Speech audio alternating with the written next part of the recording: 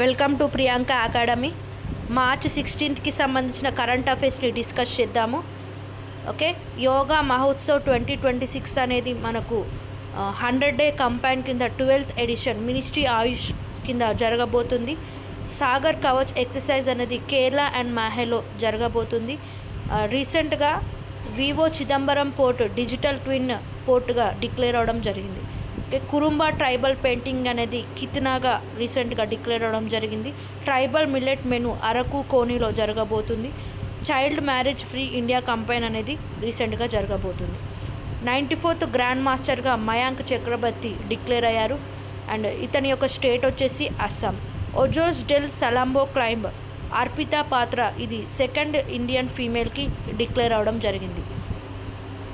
60th Jnanpith award వచ్చేసి వైరముత్తుకి రావడం జరిగింది. తమిళ్ లిటరేచర్కి సంబంధించిన వ్యక్తి.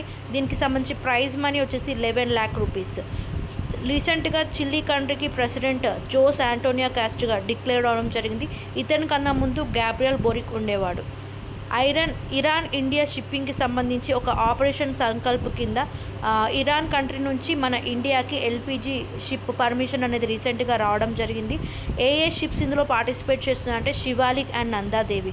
ఏ రూట్ నుంచి రావబోతున్నాయంటే strait of Hormuz. Freedom Shield exercise అనేది రీసెంట్గా యుఎస్ఏ అండ్ సౌత్ కొరియాలో జరిగింది. ఒసాన్ ఎయిర్ బేస్లో.